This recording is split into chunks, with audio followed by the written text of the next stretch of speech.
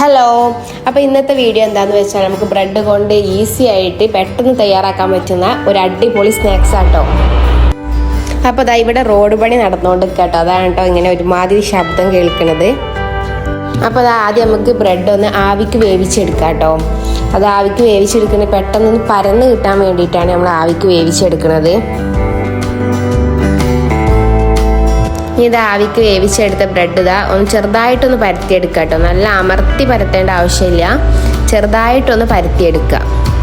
അതിനുശേഷം അതിൻ്റെ അരികൊക്കെ ഒന്ന് കട്ട് ചെയ്ത് മാറ്റാം.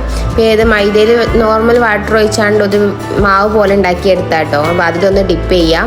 എന്നിട്ട് ബ്രെഡ് ക്രംസിലിട്ടാണ്ട് ഒന്ന് കോട്ട് ചെയ്തിട്ടെടുക്കുക.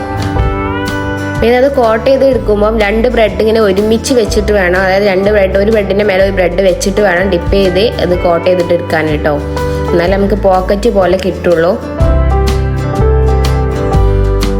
ഇനി ഇത് ആ ബ്രെഡ് ഓയിലിൽ ഇട്ടാണ്ട് ഒന്ന് തിരിച്ചു മറിച്ചിട്ടാണ്ട് ഒന്ന് പൊരിച്ചെടുക്കുക.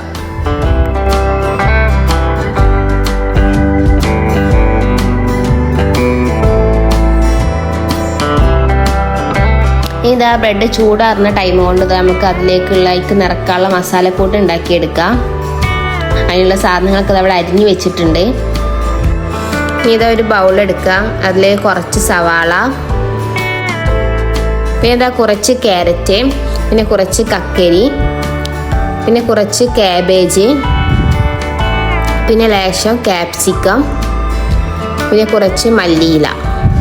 ഇതൊക്കെ ചെറുതാക്കി അരിഞ്ഞിട്ട് വേണം, നല്ല ചെറുതാക്കി അരിഞ്ഞിട്ട് വേണം അതിലേക്ക് ചേർക്കാൻ വേണ്ടിയിട്ട്. പിന്നെ ഇതിലേക്ക് ലേശം ചിക്കൻ ചേർത്ത് കൊടുക്കുക.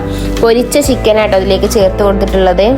അതുപോലെ ചിക്കൻ ചേർക്കുമ്പോൾ മിക്സിയിലിട്ട് അടിക്കുക, അല്ലെങ്കിൽ കൈ കൊണ്ട് പിച്ചിട്ടിട്ട് ചേർക്കാൻ നോക്കുക. അല്ലെങ്കിൽ മിക്സിയിലിട്ട് അടിക്കുമ്പോൾ അതിൻ്റെ ടേസ്റ്റ് കുറയുന്നത് പോലെയാണ് തോന്നാറ്. ഇത് നന്നായി മിക്സ് ചെയ്തതിനു ശേഷം ഇതിലേക്ക് ലേശം കുരുമുളക് പൊടി, പിന്നെ ആവശ്യത്തിന് ഉപ്പ്, വളരെ കുറച്ച് ചെറുനാരങ്ങ നീര്, 1 ടീസ്പൂണൊക്കെ മതി കേട്ടോ ചെറുനാരങ്ങ നീര്, പിന്നെ ടൊമാറ്റോ സോസ്, പിന്നെ മയോണൈസ്. ഇനി ഇത് നന്നായിട്ട് മിക്സ് ചെയ്തെടുക്കുക. നന്നായിട്ട് മിക്സ് ചെയ്തെടുത്തിട്ടുണ്ട്. നമ്മൾ നേരത്തെ പൊരിച്ച് വെച്ച ബ്രെഡ് കട്ട് ചെയ്തെടുക്കുക. അപ്പോൾ ഈ ബ്രെഡ് കട്ട് ചെയ്യുമ്പോൾ നല്ല ചൂടാറിയിട്ട് വേണം കേട്ടോ കട്ട് ചെയ്യാൻ, അല്ലാതെ ഇത് പെട്ടെന്ന് മുറിഞ്ഞു പോകാൻ സാധ്യതയുണ്ട്. ഇത് കട്ട് ചെയ്ത് കഴിഞ്ഞാൽ ഇങ്ങനെ ഉണ്ടാവും, അതിൻ്റെ ഉള്ളിലൊരു അറ പോലെ ഇങ്ങനെ ഉണ്ടാവും. ഇതിൻ്റെ ഉള്ളിലാണ് നമ്മൾ ഫില്ലിങ് നിറക്കേണ്ടത്. അപ്പോൾ തന്നെ ഇതിൻ്റെ ഉള്ളിലേക്ക് നമുക്ക് ഫില്ലിങ് നിറച്ച് കൊടുക്കുക.